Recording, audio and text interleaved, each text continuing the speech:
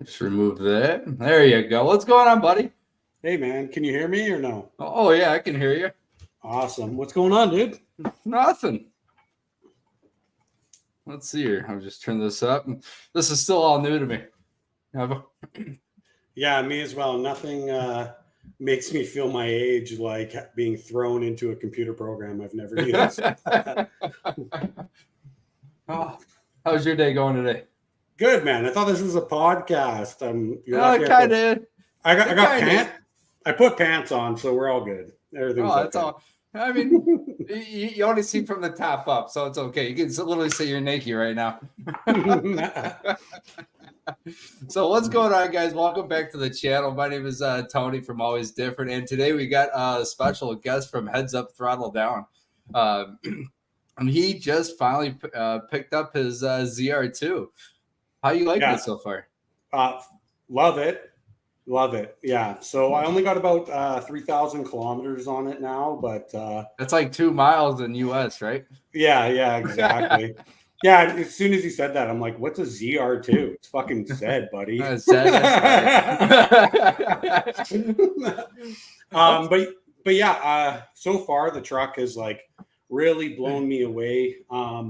Like especially like the Multimatic suspension on it, like it has a lot of characteristics like a smart shock, but it's a dumb shock. So I don't know. I've been super impressed with that. Like I haven't really been in anything too much where I've had to lock up both lockers yet, but hopefully that'll be coming soon, and we'll see how she digs, I guess. I know. I found when we actually had a snow out here, a guy just a few down the streets or down the street from me, the guy actually put his truck into the ditch, and I ended up having to put on both lockers to actually pull him out, and pull it out with not an issue.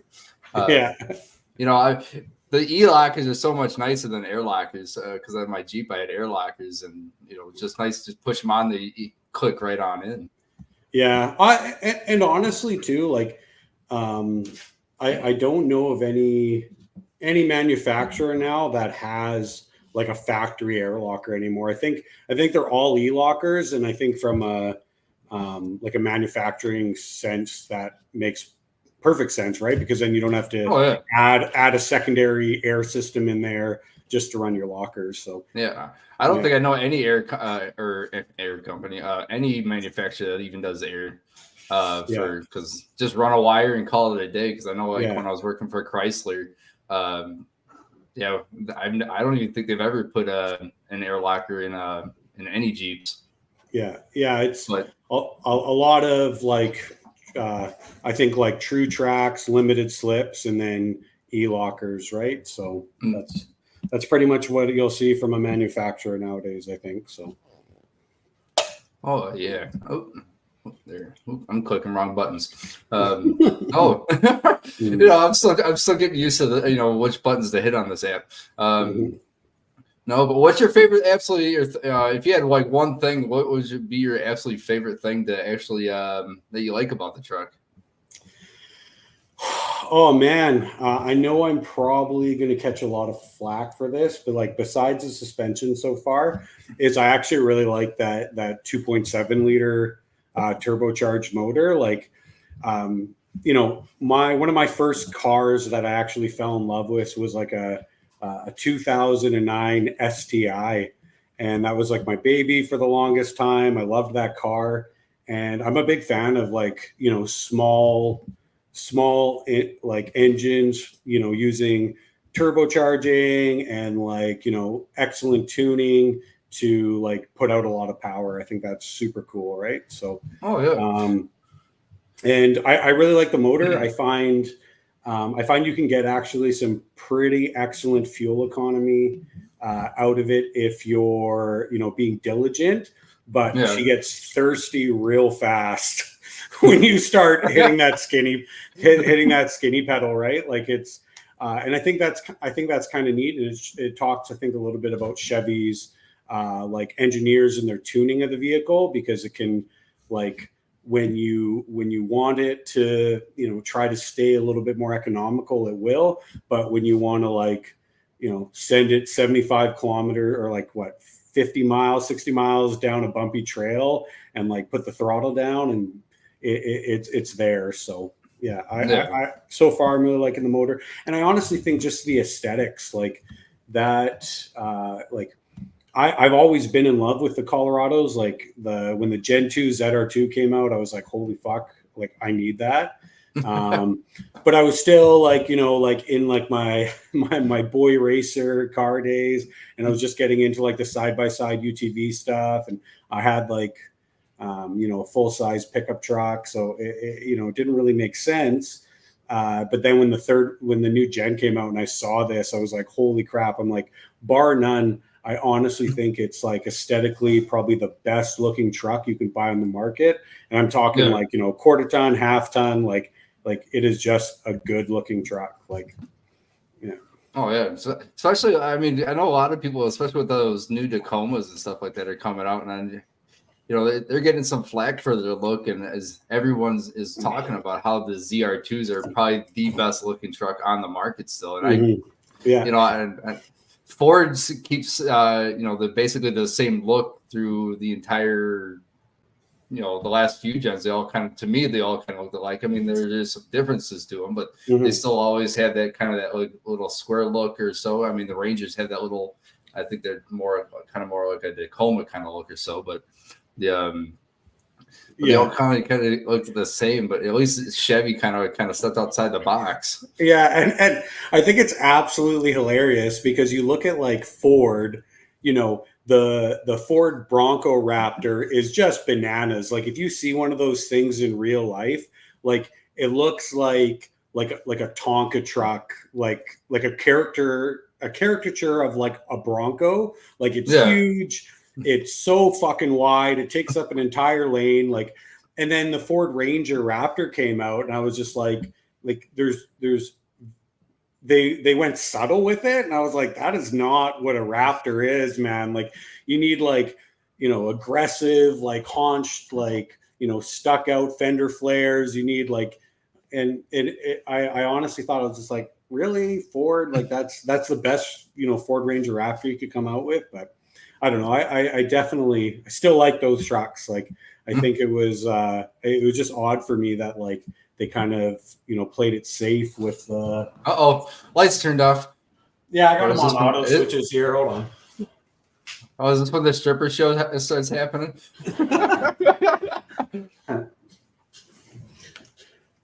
But yeah, anyways, and I've been a Chevy fanboy for like a really long time. Like I have my 2018 Silverado, and mechanically that truck has given me like zero problems. Like, yeah, there's like, I've had a couple like electrical gremlins and stuff like that. But like nothing serious, you know what I mean? Just like stupid, like tech shit, cause that's usually what goes wrong in these new trucks is all the tech, right? So everything anymore is just ran by basically a computer system. So I mean, just basically plug it in and hit the reset button on it and call it a day. Yeah, man.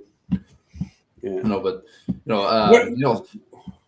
what about you? Sorry. What's your favorite part about the truck? I was really surprised, especially when the first time I actually took it off-roading was actually down with to the Badlands with one of my buddies that runs another YouTube channel. I was actually really surprised. This is the first time I've ever actually taken IFS off, even on the trails, because I've had Jeeps and basically Jeeps my entire life almost. It actually flexes really, really well. And at the part that I thought I was actually going to roll the truck on its side, and it did fine. I mean, perfect. I mean, I had the would have been the back driver's side rear tire. I mean, I had it probably like 4 feet off the ground, and the thing was still solid. I don't know. I mean, just the suspension alone, like you said, I was actually really surprised at how well it actually flexed for an IFS. Just that alone, I was so happy with it. It kind of, I don't know, I felt comfortable in it, but I mean, it was a little rocky, but it was, to me, I absolutely loved it. especially with, I mean, at the time I had 35. I didn't even off-road it with the 33s on it because I went almost straight to 35s. The 35s, even with the motor, I mean, I agree 100% what you said with the motor, is that the motor just turns you 35s without an issue. I do wish that GM would have pushed it up a gear, because the stock is a 342. Yeah, I really wish they would at least give you an option to like a 410 or whatever they would be able to get it in, just to help. Because actually, one of my buddies actually did a video on his Renegade, and he literally just bought the Bison, and that comes stock with the 35-inch tires, and he absolutely loves it. I mean, he loves this truck already, and he says that, I mean, without the motors pushing the truck with ease, but I think down the road I'm getting roughly 12 to 14 miles to a gallon here in the U.S. I'm not sure what that is in liters by any means, but hold on, I'll tell you. Hold on, I'll tell you. But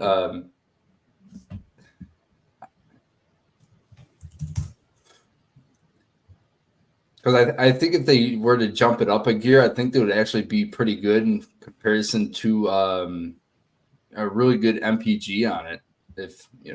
But yeah, I'm not sure. for having 35-inch tires, right? Because but that's the other thing too that I want to look into more, is because I just found out that you can actually now order the Multimatic Multimatic Jounce shocks for it, so you can actually order the bump stops. Yeah. So you can order the bump stops now, and you weren't able to do that before. And I would have ordered them and put them on my truck, like when I got it. So you can order those now. But I'm also wondering if the Bison, because I know with a lot of these, like especially when you have 8 gears and you have an automatic transmission, that a lot can be done without necessarily changing the gearing, but just by changing the way the transmission shifts, because you have so many freaking gears, right? Oh, yeah. That I wonder if there's like a different flash for the Bison if it has the same gearing as a standard ZR2, and then potentially if that flash will be available. Because that's the other thing that I think is super cool about this truck, is it's running 87 octane and getting 310 horse. Like, if you went up to a 91 or a 94 and tuned for it, like, you think these engines could safely push like 400 horse? I don't know, maybe. Well, I mean, that's true. I mean, yeah, because was it? I think the Ford Raptor itself is at 410, if I'm not mistaken. Mm-hmm. Yeah, but it's a twin turbo V6, isn't it? It's the same engine as the Bronco, I think. Yeah. Mm-hmm. No, go ahead. Yeah, and that's what and that's like another thing too that kind of, because I'm not gonna lie, I'm one of the few people that actually think the new Toyotas actually look pretty good, and so I was doing my comparisons and stuff, and one, the ZR2 is a way better value, I think, than like a TRD Pro, and two, it's like they have a new untested motor, like at least the 2.7 liter turbocharged in this and the 8-speed automatic have been in, like, I'm like 90% sure they're just carryovers from like the Ecos and the Silverado and the other like Chevy line. So there's been a long time to kind of work out the problems with that. And I'm hearing some grumblings out of like the Toyota community that there's that hallmark Toyota reliability might not be there anymore, and it could just be some like quality control issues. Like, I know because of like COVID and like a lot of manufacturing places had a huge like backlog, and then they're trying to catch up, and then quality control just goes right out the window. So maybe it's something that they'll be able to sort out really easily. And then because like I don't see Toyota like trying to get away from being known as reliable. Like, I think that's a core part of their business. So I'm really thinking that the new motors will will be good. And then hopefully it's just a quality control issue. But like, I know in the States, for some reason, like the Raptor and like a base Raptor, a Ranger Raptor, and a base ZR2 are like roughly the same price. But here in Canada, like you order a base Ranger Raptor and it's like $8,000 to $12,000 more expensive than a base ZR2. And to me, it's like an absolute no brainer. Plus, like, do you like cars at all? Like, do you follow cars? I like cars. Are you familiar? Like, do you remember like the Ford Focus RS? Oh yeah. Yeah. I was actually looking at a Focus RS before I even got my Subaru. Yeah. And so the Ford Focus RS was a great car. It was supposed to be like an STI killer, updated, new tech, good to go. But like the dealerships killed that car because the dealerships had like the markups, man. Like, so like $10,000 to $12,000 markups on a car that was supposed to be competitively priced with like an STI. And then all of a sudden, it's 8-9 months later and you go by a dealership and there's 3 RSs sitting out there and you're like, well, why are they sitting here? And you go to the dealership and they got a $74,000 price tag on them. And you're like, no, man, like give your head a shake. I think that's what Chevy has done an amazing job here. Like I'm not going to disclose my deal, but I got under MSRP on my truck, which, during COVID was unheard of. Like you got a truck, you paid sticker price and that's the way it was. And there definitely was no dealership markup. And I think Chevy does a really good job of like hammering on their dealerships that, MSRP is MSRP. You're not selling it for more than that, but you can still, do your deals, your incentives and everything to get that price lower. And that, to me, you have a solid, good all-around truck. You have good pricing. You're going to sell a ton of fucking trucks. Like it's just good math. I mean, they even said, I've been kind of reading or whatnot, and they said even like ZZR2 or ZR2 or most of America, or on the US would call it the I think I'm still reading that they're so hard to get. My buddy that bought the Bison, he said that there's like 2 in his area that that's out there. But I mean, I know he actually sent me a really good deal for Bison wise. It was like 58,000 or something like that, give or take. I was like, well, that's a good deal. Especially for a Bison. I mean, me personally, this is just my personal opinion. I have a very hard time, especially for a mid-sized truck, paying anything really over 50, but I still end up doing it. It's still, pushing 60K for, I'm not sure what the equal difference is. Yeah, I'd be like 70, probably 70 here. About 70 for you guys. Yeah. It's that price is, for a mid-sized truck is really hard for me to really kind of wrap around my head. No, you're 100% right, man. And that's like I feel like the car market is starting to slowly get back to normal. But like I remember, and like inflation's a thing, and I get that, and things are going to get exponentially more expensive. But like it's like, flash back to 2018, I bought my Silverado brand new, and I'm pretty sure I was like, $58,000 like taxes in on a brand new 1500. Like it's not, it's not loaded, but it's like a limited True North edition. So it has absolutely everything that I would want in a truck. And, fast forward to now, like that truck, like you'd be 72 grand is what you'd probably pay for it.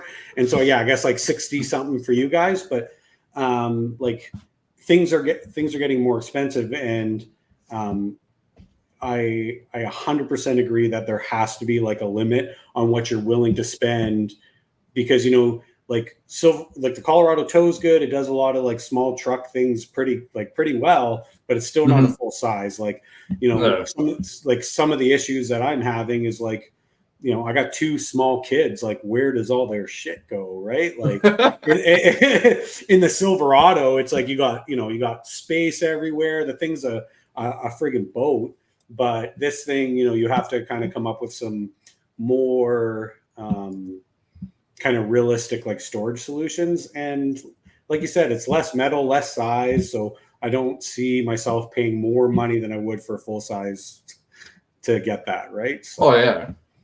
Well, even I mean, speaking of like full size, I mean, some of these full size trucks, I mean, you're pushing almost close to 90,000. Yeah, man. I mean, to me, it's just like mind blowing that people are just willing to spend it. Whereas, like, you know, if you just wait a couple years, you know, just let it just drop, and you know, realize that people are not going to spend this price, and you know, maybe they'll get the hint that says, hey, you know, we want more value. This is bullshit.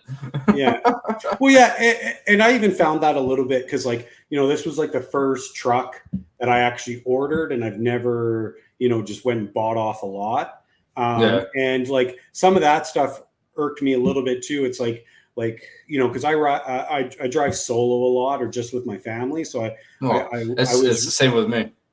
I was really, you know, I really wanted like the underbody cameras, because I'm like, oh, like shit, like, no offense to my wife, but she can't spot worth a damn. So at least if I have those cameras, I'm covered, or a little bit more covered, right? Because nothing can replace a good spotter. But but then you had to get like all these other kind of tech things that I necessarily probably wouldn't have wanted to get. And I think you know, truck companies are going to start kind of seeing that it's like, oh shit, like we should literally like just make a truck that's like absolutely bare bones, like tech wise. And then like anything that's not like off-road, like 100% off-road related, like there's a market for just that. So you can get the, you know, the price down, because I don't need, you know, rear cross pedestrian alerts. Like I just don't, like I look so I don't hit somebody, right? It's like and that can bring the cost of vehicles down, and then like let people get exactly what they want. Because like I don't know, like I take care of my vehicles, but I'm also pretty hard on them. And it's like, if something doesn't give me like, you know, like an intrinsic value, like that enhances like the off-roading experience, I don't want it on the truck, because it's just something else that can go wrong. What was any of the Ford, or even like you were saying that even, you know, the Toyota, was that ever in your mind to even order before the ZR2? I'm not gonna lie. I was really looking hard at like the Ford Ranger Raptor, just because I think Raptors are cool. Like, you know, I'm not like a big like I'm loyal to a brand as long as that brand is worth being loyal to. You know what I mean? Like, I think it's fucking hilarious how like these guys will go out and be like, oh man, I only buy a Ford. And it's like, no, like I will be like an informed consumer, and like, you know, maintain my perspective and try to find the best value, the best quality, and the best product I can get for my, you know, large amount of money. But guys are like, but like that brand loyalty is what enables car companies to make shit vehicles, and people just still buy them because it's like, oh, I've always had a Ford, I'll get a Ford.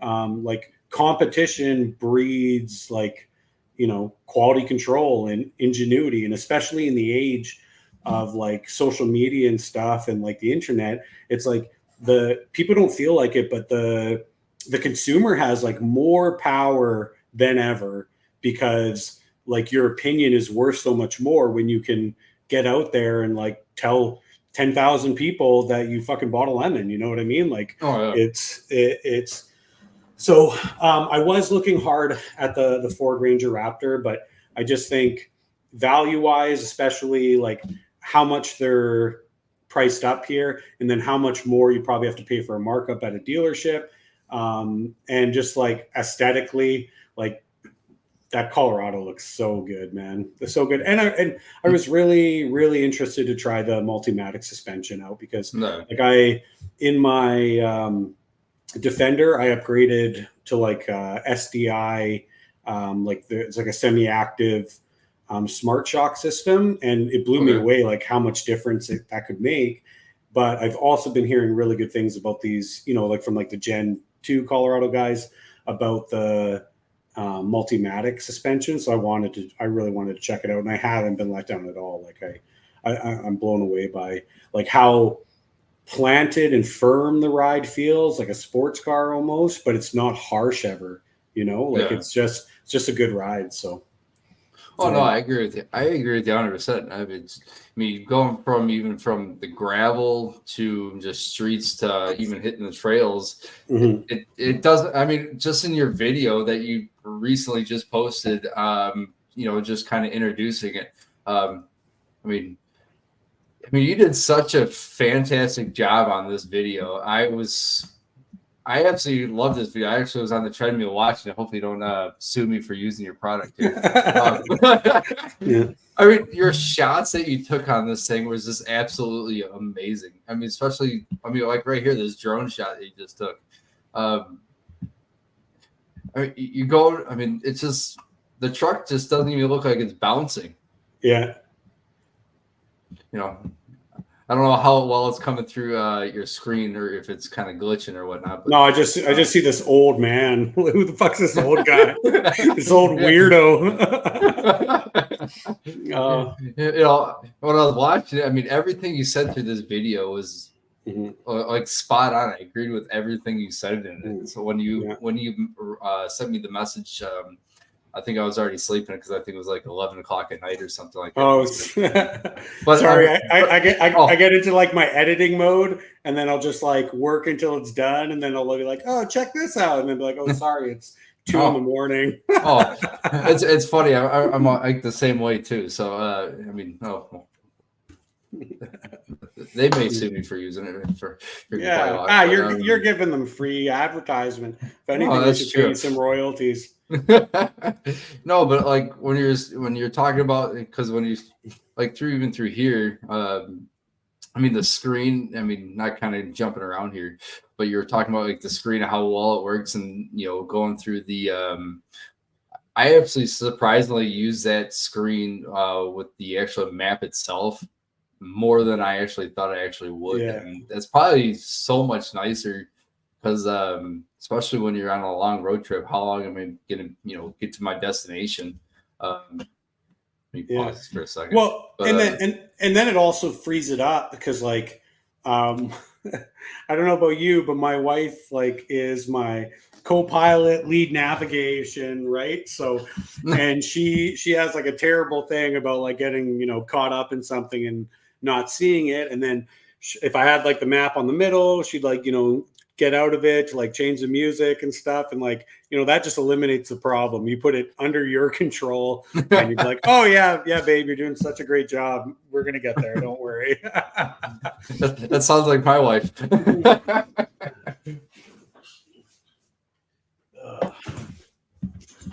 But yeah, man, I appreciate that feedback. Thank you.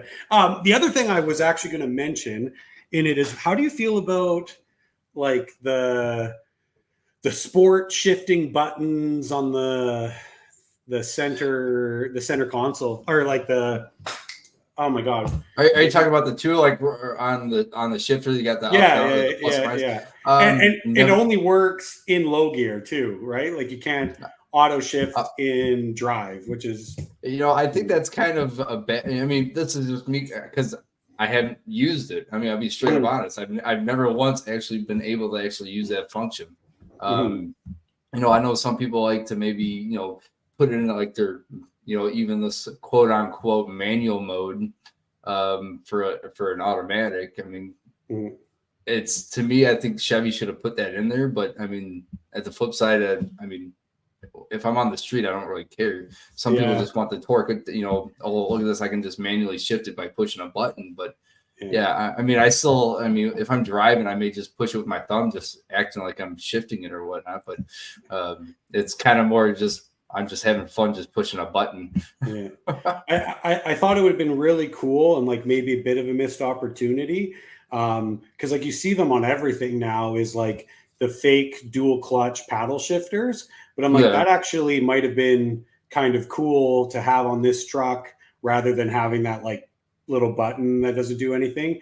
Because then at least, you know, you can keep your hand locked on the wheel. And if you're doing like some high speed trail running or doing some like rock crawling, you know, you can just manually slap through your gears without leaving, you know, like your 10 and 2 position, even though none of us actually drive like that. You know, it's like just 2 fingers. Because I think the Bison actually ends up coming with one extra mode, and I can't think of what it is off the top of my head. I can look it up here real quick, but it's just a better than you mode. You know what I mean? Like I spent $12,000 extra versus your, just for an extra mode and 35-inch tires. It just every like base model ZR2 or Ford Ranger or Raptor or like Toyota just like honks peasant at them like while you pull by them. That's all it does. Get away from me. But for as in those buttons wise, I've never once even used it on the trail because I mean, and that's what I was saying too. Is like it would have been cool if they would have, you know, minimized that shift, like that shifter a little bit, put on some paddle shifters, and then maybe extended that center console rest, because like I feel like that's always such an issue in these small trucks is storage, man. Like the like I'm not a little man. I'm like, you know, 240 pounds. Like I like to say 6 feet, but I shrunk. So like 5'11" and a bit. So I get old. But like I have enough room in the vehicle, and I think they did a really good job of that. But it's just like sometimes you're like, holy shit, like I don't have enough stuff. I don't have enough places to put stuff, right? So it's funny you mentioned storage, you know, because I see that you actually, I mean, actually fairly quickly, unless it's, you know, came from like your Jeep or whatnot, because I'll be honest, I really don't know. You got a bed rack on there already, and I look like you got maybe a couple side things on it or whatnot. But so the bed rack's actually from my Silverado, so it's like it's from Twin Peaks Wilderness. It's a really nice bed rack. I bought it for the Silverado to put a rooftop tent on a long time ago. But the box was so short that even though it was adjustable, I had to like cut a couple inches off each side and then like rebolt it up together. Like the Rotopacks and all that stuff was a little bit of a carryover from my other off-roading platforms. But I do have a rooftop tent on order because I sold my old one because I wanted to get something new for this platform. And I have like another one, which is like just like a small clamshell style opening one. But it's too small for the family. So hopefully the new one will get here soon. And then the other thing I just really need, and like we've talked about this, was a winch bumper. And that's another like huge missed opportunity, I think, is like there's a lot of things on the Bison I like. And I think you not being able to just order that AEV winch ready bumper for your normal ZR2 is a little bit of a missed opportunity because like I don't know, like for an off-roader, like a winch, especially a solo off-roader, like a winch is necessary because you're not going to do some of the stuff that you would normally do because you're going to be like, well, fuck, I don't want to sit here with a shovel for 12 hours and dig myself out and listen to my kids scream and cry because, you know, the wife, hey, let's get moving. Oh God. Yeah. No, I mean, that's just kind of, I agree with you 100%. You know, I mean, it's like Jeep has a steel bumper. I mean, even if they just had their own kind of version, the Chevy version or so. Yeah. Not just an AEV. I mean, maybe you can, you know, do it a little differently. Maybe not have your lights or whatever, you know, or have a Chevy's version of a steel bumper. Yeah. Or Yeah, or even that at old. least give you the option. Yeah, or even the old. Was it the Desert Boss? Why isn't that? I'm pretty sure that was a Chevy product. That bumper that wasn't an AEV collab. So why isn't that as available as an option to buy from the factory? So you can just throw a winch on there and get on the trail, right? Like that. Yeah. Oh yeah. I mean, the Desert Boss, I mean, I think was kind of like I wouldn't say because they kind of skipped a little bit from going, kind of missing a year with the Bison, just to get something out there, just to get a little extra money out of a consumer, because it really didn't really have too much of a difference between my ZR2 and the Desert Boss, besides, I mean, truly a couple of different things besides the front bumper and the back rack and badging, wheels, like, and man, like I can't believe you're crazy too. I was gonna say this. I'm like, I usually hate factory wheels. I usually hate them. And this is like the first truck I've ever gotten where I am not in a rush to change out the wheels. I think those, like, they fucking killed the factory ZR2 wheels. Like, they're not beadlock, obviously, but still, I think they're a nice looking wheel. And I can't even remember what came on the Desert Boss. Like, it wasn't. It's basically the same wheel. Oh, really? Okay. I thought it was. I thought it was different. No, I believe it was basically the same wheel, but I do think it was like kind of more of an all black, if I'm not mistaken. Okay, yeah. But I mean, honestly, I don't think it was really that big of a difference. Yeah, and I just, don't get me wrong. I think the Bison is a badass truck, and if I was a little bit richer of a man, like I would have probably considered getting one, because I think that's like the perfect truck for somebody who's not going to do anything to their vehicle, right? Like, it comes ready to roll, as opposed to, like this truck. But if you're gonna do that anyways, if you're gonna swap out tires, you're gonna swap out bumpers, you're gonna put your own roof racks, you're gonna do all this stuff to it, it's almost like a waste to get that, right? Because then you're just gonna swap out everything that you paid extra money for. Oh yeah. I think the only plus side to to even keep buying that would be the skid plates, because it does come with a gas, a gas. I mean, especially the gas tank skid plate, which I'm actually really surprised that they didn't even give you an option to even put that on your truck.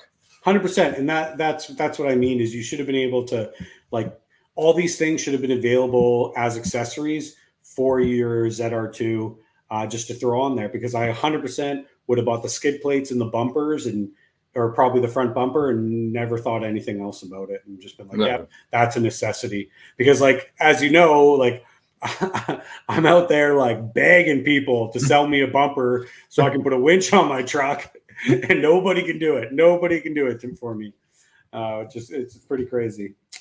But it is a new truck, and I get that, right? Like, people are. Oh yeah, I mean, especially going into like that, that kind of little bit, I mean, aftermarket is starting to slowly but surely get up there. I mean, I'm running the, obviously, the 589 front bumper. That's a nice looking bumper.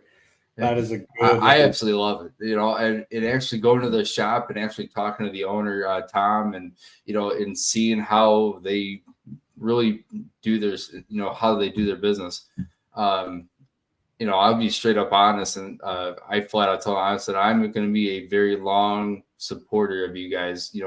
One, it's a family owned business, and two, it's literally three guys. It's him, his brother, and one other guy that really run that business. And and getting to actually know them and having I'm a big fan of Jack Daniels, but I had some beers with them, and they are probably one of the most down to earth people that you can ever get to. And I agree, man. Like, it's like, I'm a big proponent of like shopping locally, shopping in North America, especially. Like, I don't really give a shit if it comes from the US or Canada. But I try really hard to always support like North American innovation and industry, because like you can go, and I'm not saying there's anything wrong with these other companies, but there's like the big brand name companies that they do a little bit of R&D and then they send everything off to be built by the cheapest thing, and those are all jobs that are being taken away from like places in North America. Like it's just, I'm a big supporter of that. Like whenever I can, I will always try to support like a local or at least locally owned business before going overseas for my stuff, right? And no. Is that going to be I'm not trying to towards it. I probably already know the answer. Is there going to be a bumper going to be replacement on your truck here anytime soon?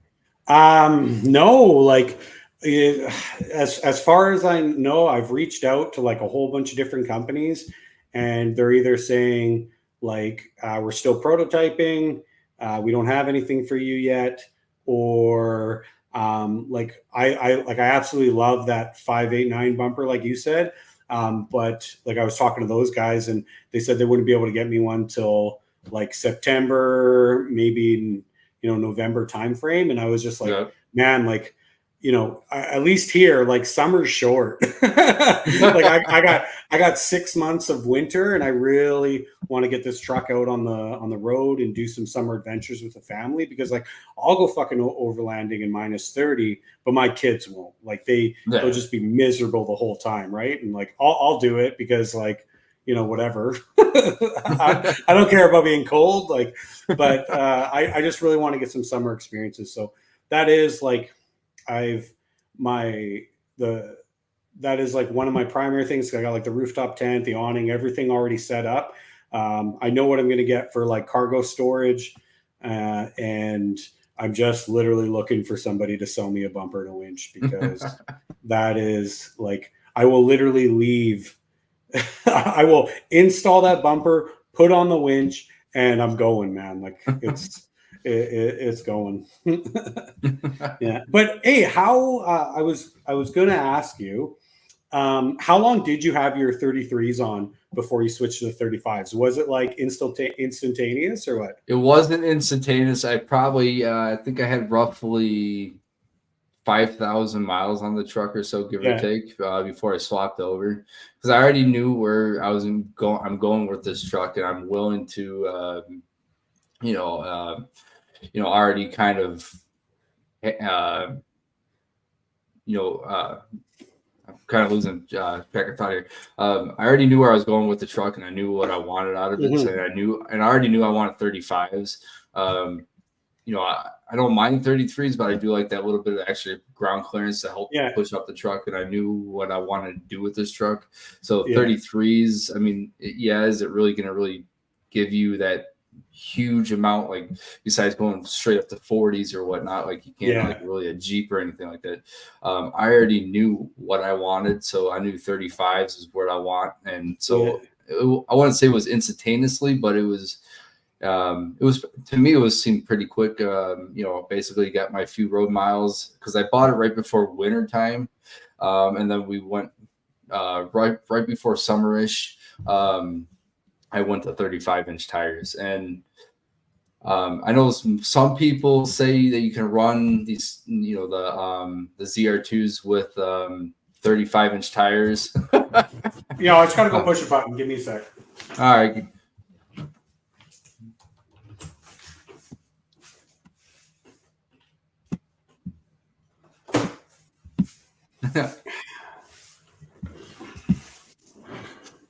All right. Damn buttons. But right before basically, summer was over, we went to the 35-inch tires, and I wouldn't change it besides maybe the gearing in the truck. But like I said, I've lost, actually quite a bit of MPGs on it, because I think I was roughly on the 33s down here. I was getting roughly 18 to 19 to, if not close to 20, ish miles per gallon, but I'm probably running between 13 and 15-ish, give or take, depending on how well but I don't regret it at all. Yeah. Plus, it doesn't help that I'm running a lot of weight on the rear end now, with the rooftop tent and everything else. So that's not helping at all. But it does. I don't regret it though. I would highly recommend anybody doing it. Yeah, I think I am going to run the 33s for a while, just until till they wear out, just because I really want to do some like long, like, not to spoil alert, but I'm going to try to, like head super far up north, maybe do something into like some of the northern territories, maybe hit up Yukon, Alaska and stuff. So there's going to be a lot of like on-road miles. And I don't know about, like, I know you guys pay less for gas, but gas is getting super expensive here. So I'm going to be putting on that cruise control and like, just trying to make it there with every cent I can. And, but it's good to know that like, it's not, cause like anytime you see like these smaller trucks, right? Like you got to be worried about like fitment issues and driveline issues and stuff like that. So it's really good to hear that you can, get it done with like relative easy. Cause you said like, basically yours was like, and because like, I don't want to change out the Multimatic suspension. So it's nice to know that you can just, I think like you put a top spacer on it and add a leaf in the back and then a diff drop. Was that it? Yep. So you get 35s? Yep. Theoretically, you don't even need the diff drop. It is nice to get those angles back for those front drive shafts. Yeah. But I mean, theoretically, you really just need like a CCE or was it the Peak or Level Up suspensions, 1-inch spacer, and you don't even actually need to do an add a leaf. You can just raise up that front end really. Really? Okay. To fit that 35-inch tire in there. But I mean, me personally, I would tell you, I'll tell anybody to go up to 2-inch with a 1-inch add a leaf. You're going to get that extra little space, and you're not going to get that rubbing issue. I've seen people on like Facebook and some of the other forums that are running it just with a spacer and absolutely love it. Yeah. But you're also carrying, like you said too, like back weight.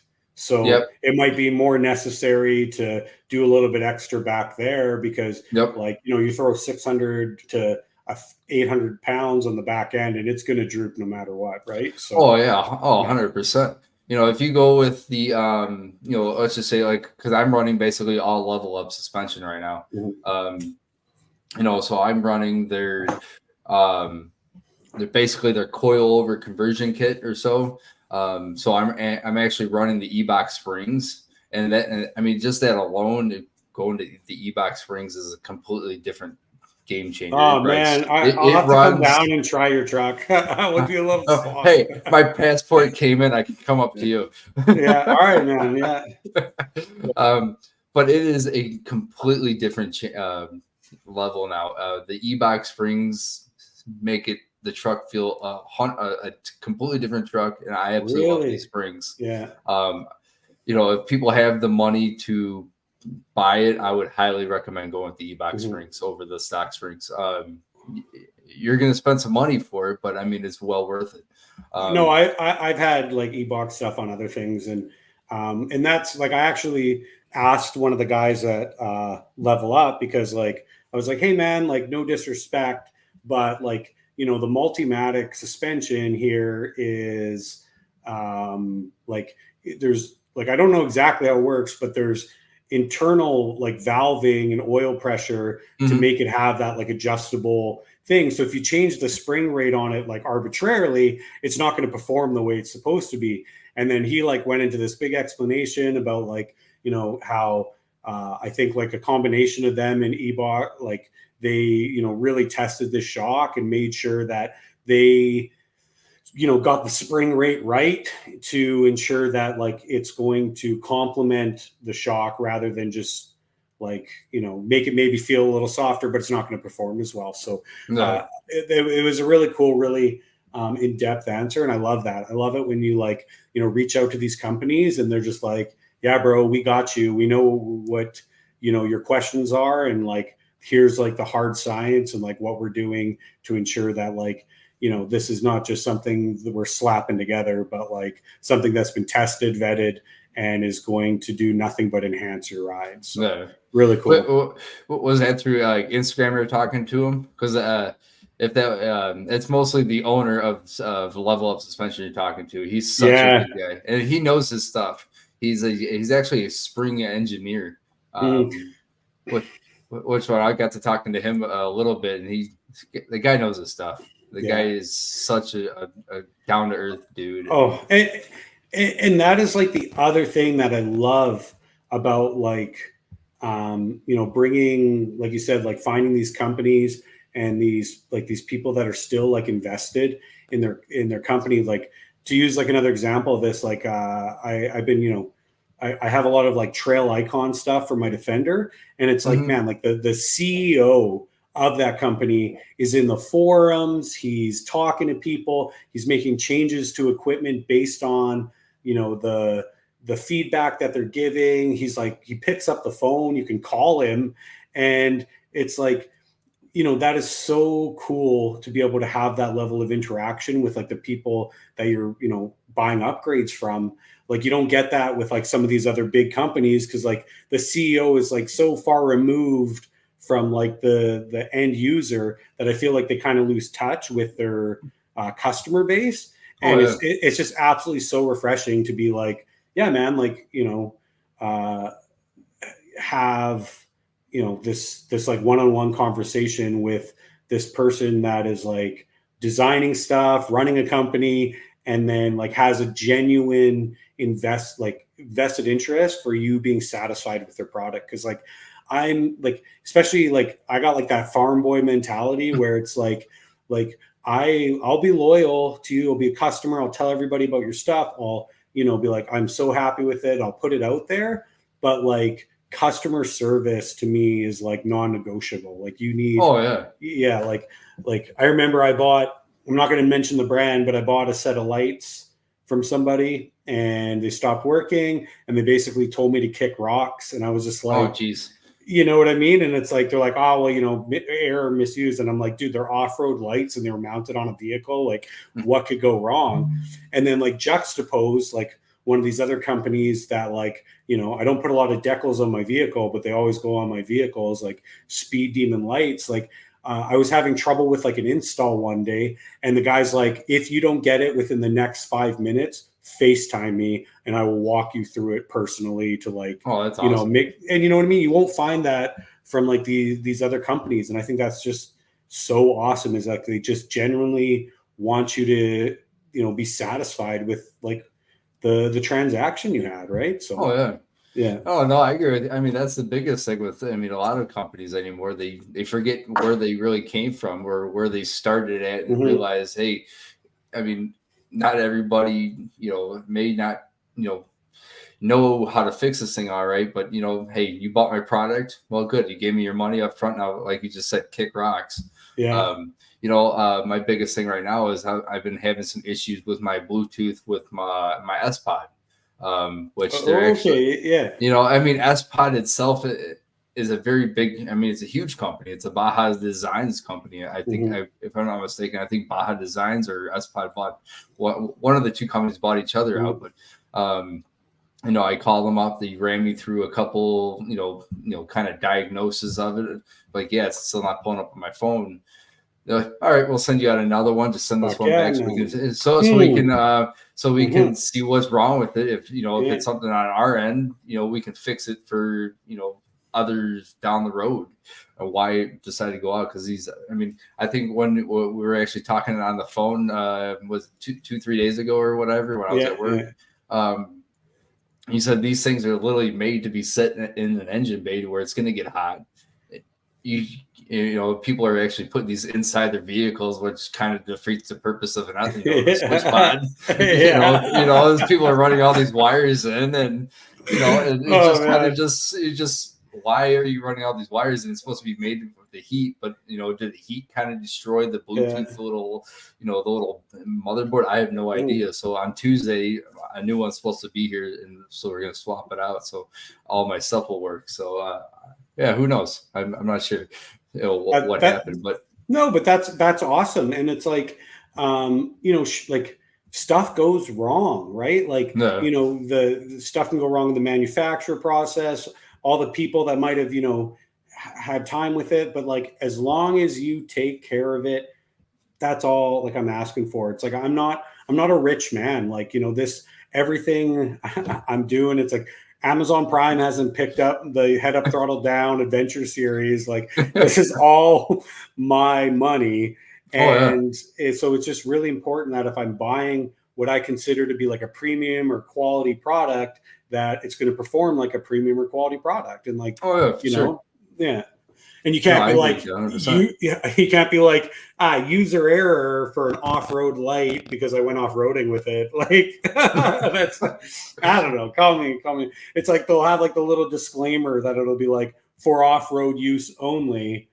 But so was it the on-road that killed it? I guess I don't know. But Oh yeah, you know, it's funny you actually said that, you know, because I mean, you said it almost perfectly, probably better than I can say. You know, I mean, it's coming out of your pocket. I mean, mm-hmm. and it's actually one of the, because I did a video of a reaction video, and somebody put on my, you know, said, hey, I follow you because of your ZR2, not because of the Toyota or the Jeep thing. But the flip side of things is like I'm putting my, you know, my time and my money. You know, I'm not being. I'm the same right now. I'm in the same boat as you. I'm under 1,000 subscribers. I'm not getting paid advertisement.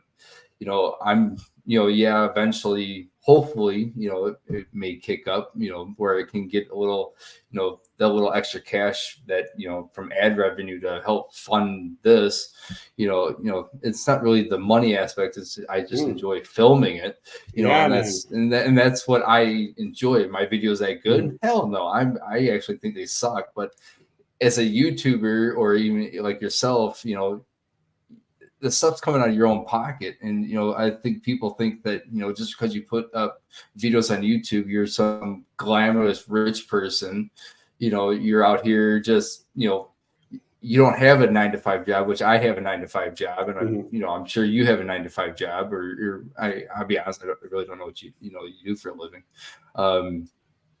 You know, I don't just sit at home and make content all day. It takes me a little bit to make a content, and it takes time out of, you know, away from our families to, you know, do other things. And, you know, and I mean, I'm very lucky. My wife actually really supports me on this, and I'm lucky on that.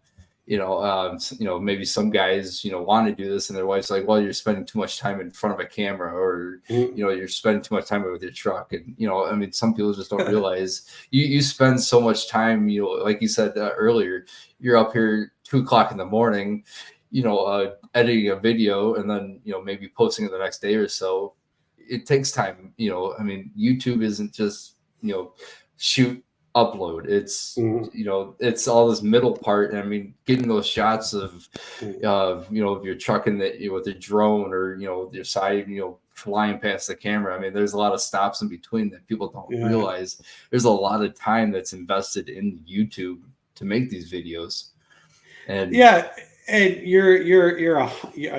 that's a very good point. It's like, you know, I don't think any of my videos you've ever seen like paid promotion in that little disclaimer in the corner of my videos, because I'm fucking, you know, this is, like I said, this is my money and stuff that I'm investing to feed my own hobbies. But I also, like, I just truly want to make stuff that people find like engaging and interesting, because, like, I don't know you, but I'm sick of seeing, you know, like, people, like, you know, you scroll through your shorts or your Instagram thing, and it's literally 40 of the same people doing the same dance. And I'm like, how is this entertaining? Like, I'd rather watch somebody try to do a water crossing in a ZR2 or a Gladiator and then, you know, somebody doing dance. But I'm just like a weirdo, I guess. So I mean, I agree with you. I mean, I like, you know, was it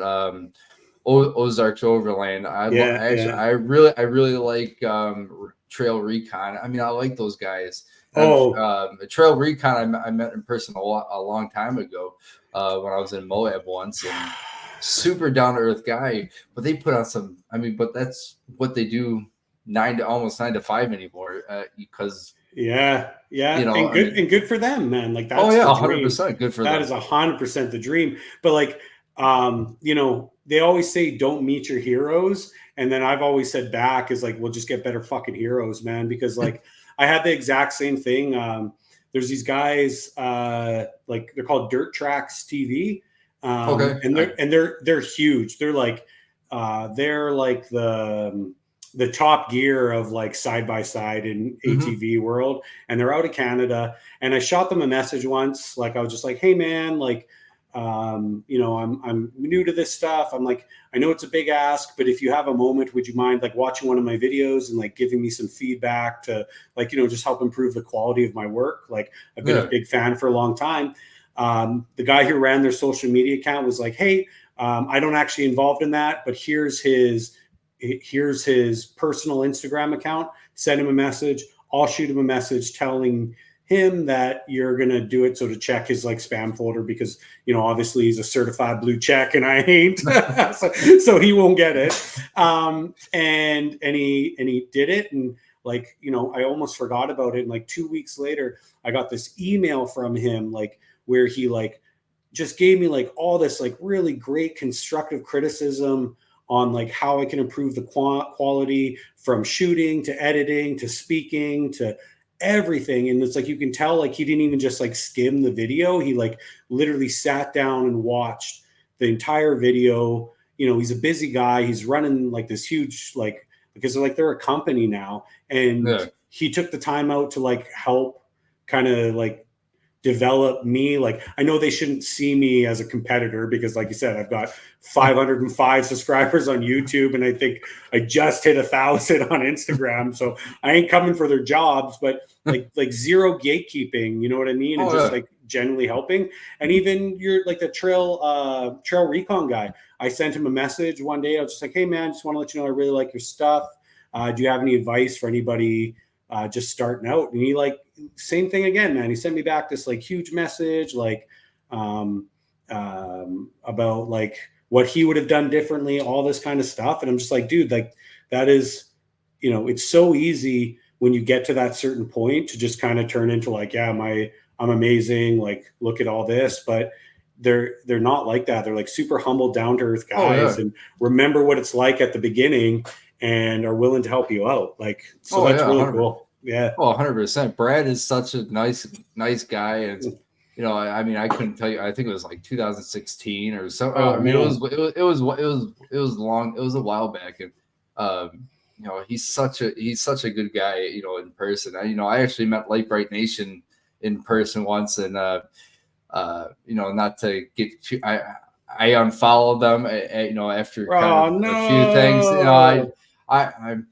maybe off camera. I'll tell you why. Yeah, I'm writing it down. Give me the tea, baby. I'm here for the tea. You know, I mean, they, you know, they came off nice, but then all of a sudden they, you know, now, I mean, now she's doing her you know, her OnlyFans thing, but I just, you know, they just kind of rubbed me the wrong way. And, you know, they're kind of like, they forgot where they came from. But, you know, but Brad and, you know, I really wish I met, was it, I can't think of his actual name, Ozarks. I can't think of his name all of a sudden, but he seems such a nice, down to earth dude. Actually, I almost missed, I don't know if you ever watched Way of Life. They're another big YouTuber, Eddie. I was actually on the trail in Moab, and he was actually at the place where I actually bought a bottle of American honey, or you know, because I know he loves to do shots of American honey, and we were sitting on Ken Creek, and you know, and my buddy's like, oh yeah, Eddie's here. I was like, well, we got another like 4 hours. We ain't gonna even get off this trail anytime soon, so never mind. I won't be giving him this bottle. But Eddie's, they say Eddie's actually a really nice guy, down to earth. But yeah, but I mean, 100% when, you know, we get these people that are way up in the YouTube channel and they come back and look at your stuff and give you criticism, you know, good feedback on how you can edit it. It's just amazing. Yeah, man. I like in internal like sorry, eternally grateful for just like any sort of like mentorship and stuff because it's like this is like trying to like because you're wearing like all these different hats that traditionally would have been taken care of by like all these compartmentalized different organizations like they're like it's unscripted but like I do like 5 or 6 takes because I'll say things like or like or something or I'll just sound like a fucking moron and I'm like no not a good no I'll redo it right and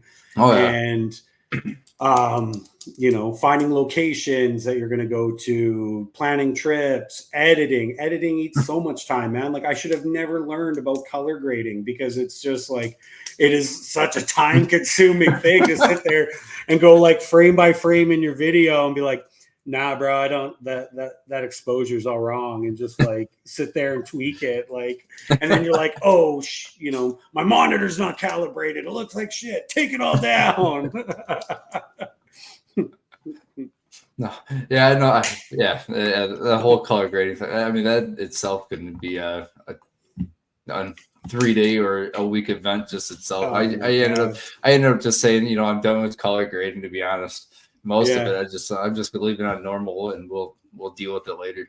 But but that's what I mean. If you look at what you just like earlier when I posted or screenshotted your YouTube video, absolutely amazing. That I appreciate that, man. I work really hard. I'm starting, but like I'm constantly like when I have spare time, like trying to do like professional development stuff, like trying to take editing courses, do all that kind of stuff, and just like because like I said, like I just want to make something that I'd want to watch, and then the other people want to watch it too, right? So 100%.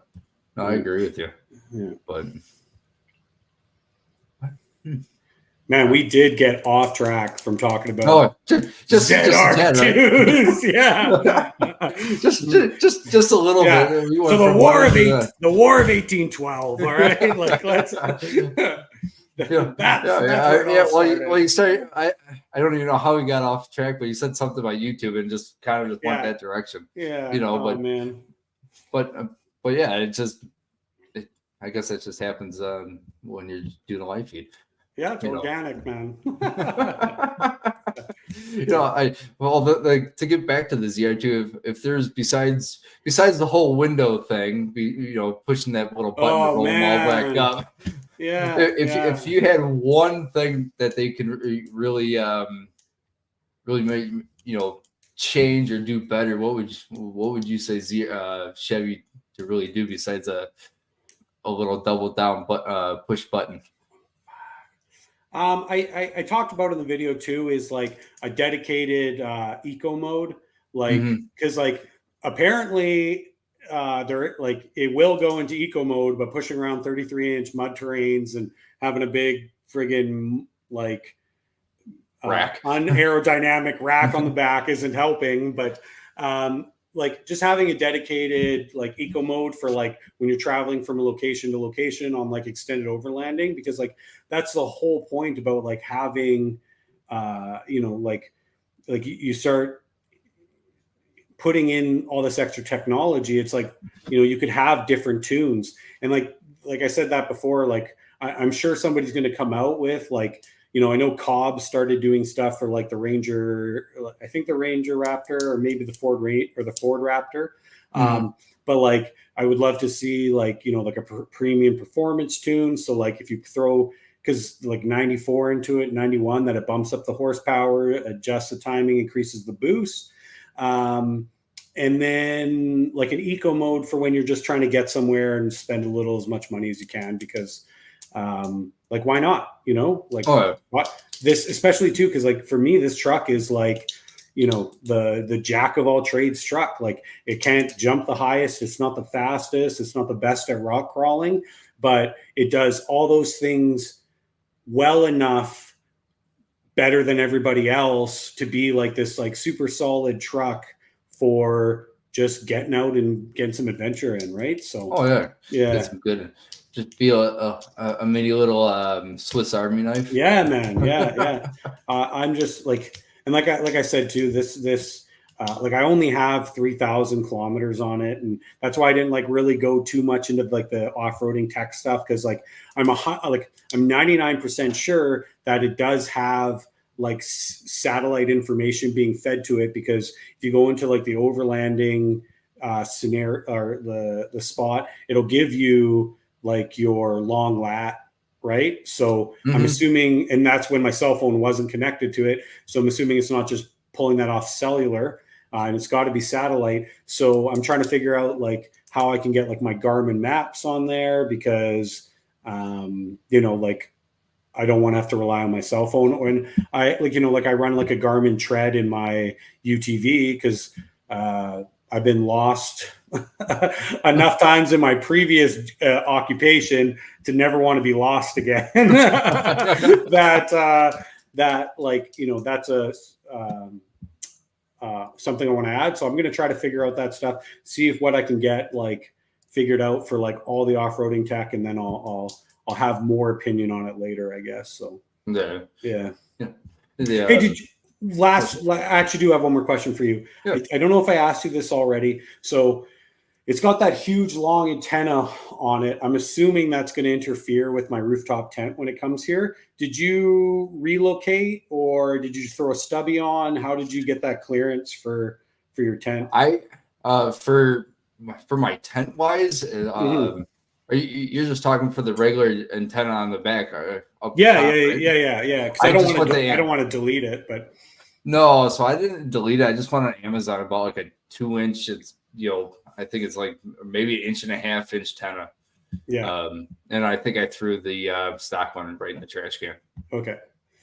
Yeah. I was thinking, I'm maybe thinking about like relocating it to the rack or something and trying to find an extension, but because like the rooftop tent I'm getting is going to be like enough to sleep probably like 3 or 4 adults. So it's going to be pretty big on that Colorado. So yeah. But I'm pretty sure it's very similar. Like, do you have a Colorado 4x4 rooftop tent, like the hard shell aluminum cantilever opening style? Or so mine's kind of more like I guess it's more open to the side. Yeah. What you mean? Yeah. So like one of my sponsors is Woods Built's rooftop tents. You know, one thing with them, they had like the a solar panel on top of their on the hardtop. It is aluminum. You know, basically everybody knows it as like the iCamper. I'm not sure what tent you went with. If that's going to be you know, kind of a surprise on your channel, if you don't want to ruin it. He said, shh. I know the look. But yeah, it's an iCamper kind of style, not a clamshell. It's just opens I have mine going towards the side. The only downside, it's just kind of like my Gladiator. I just can't use that side window because of how the cab kind of overlays with or kind of way my rack sits. I think it's like an 18-inch. I think if I had a 20-inch rack or something like that, I would be able to clear it, if I'm not mistaken. Yeah, other than that, it clears it just fine. I just can't use the one side window that's towards the cab.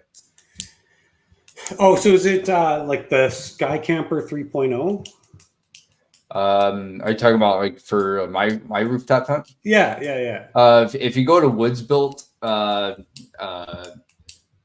guessing. Sorry, I don't mean to put you on the spot here. No, you're good. If you go to like woodsbuilt.com, you'll see actually my truck actually on the website. It's their sportsman rack, and all those photos and stuff that's on there is from my truck.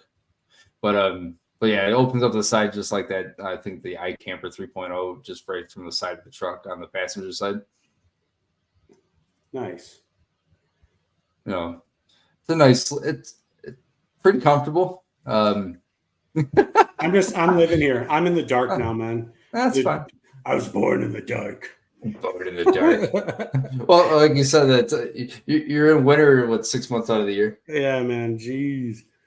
Well, and that's the thing too, is because like I've been looking at a lot of tents, and like mine is 100% going to be an aluminum tent, because like I think those like I think they're fiberglass or like some sort of poly composite, but like Yeah. I wouldn't like a lot of the trails I ride are like super narrow, trees everywhere. Like I just the last thing I want is to bust open a tent. Like I feel like those aluminum hard shells really give you some more durability. And like worst thing you're gonna have to do is like tap it out with a hammer if you smoke it off a tree or something, right? So yeah. I mean, I on my Gladiator, I had the Rome tent, and it was a super nice tent. It wasn't. It was just a soft shell, and one rock would just almost rip right through it. In my personal opinion. Yeah.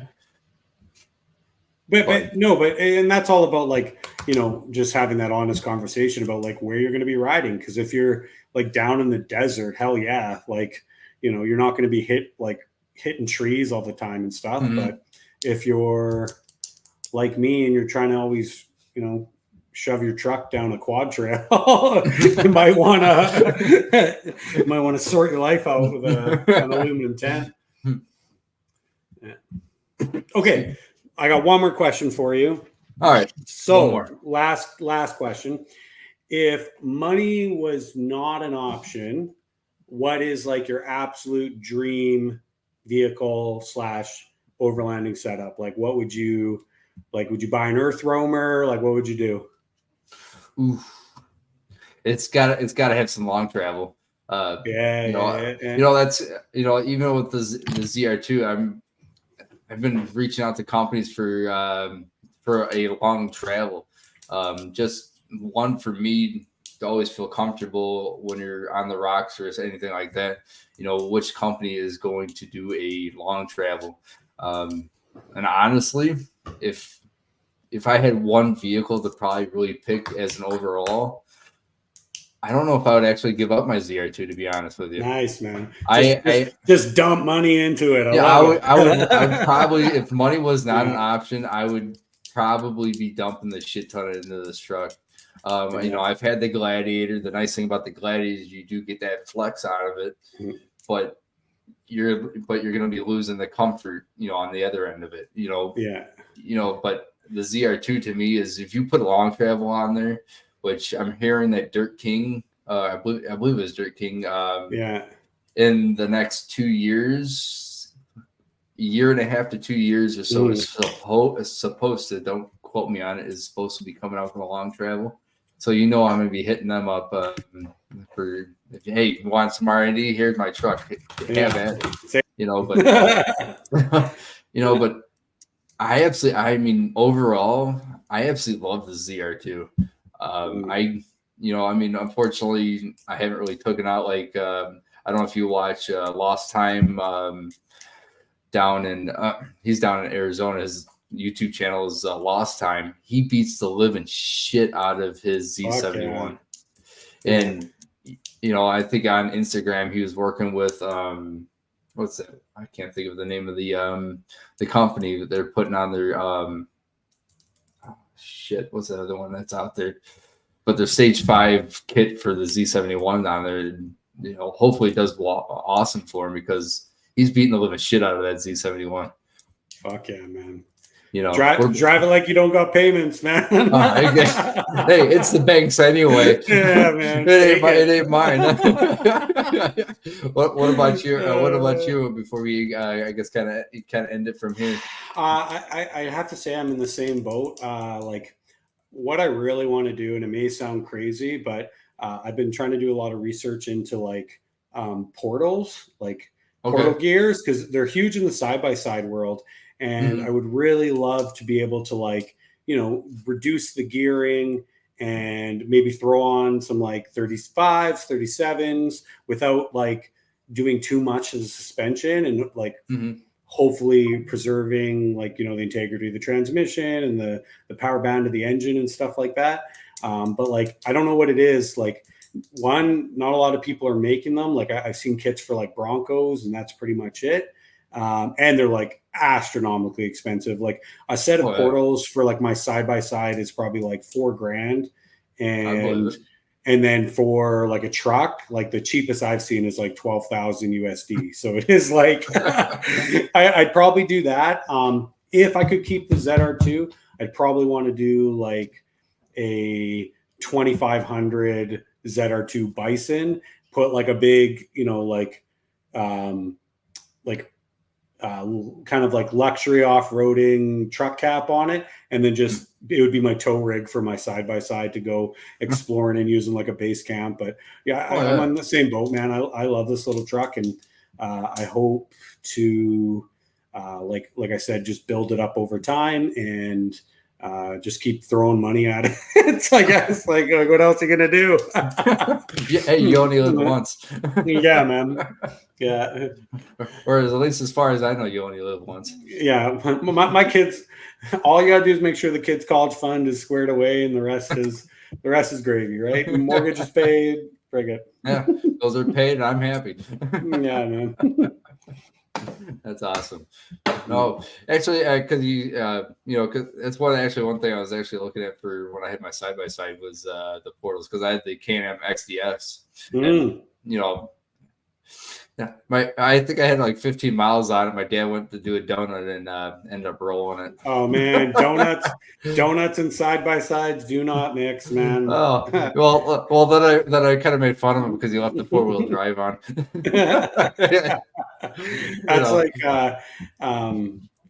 That's like my Defender. Like I love that thing to the end of the world. It's very capable, can do a lot of things, but it is like a relatively narrow track width in comparative to like how high that center of gravity is.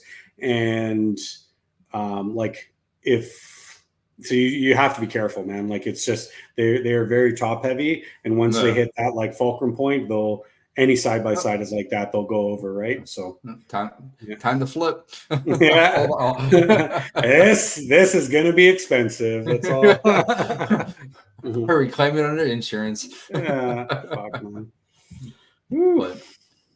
But I think we went all over the board here. Yeah, man. But that's all right. It makes it all worthwhile. But no, I greatly appreciate your time. No, it's great talking to you. Anybody who's watching this, check out Head Up, Throttle Down. Hope we'll be back on, like, are we calling it a podcast or is it like a show? Kind of, I don't know, podcast show.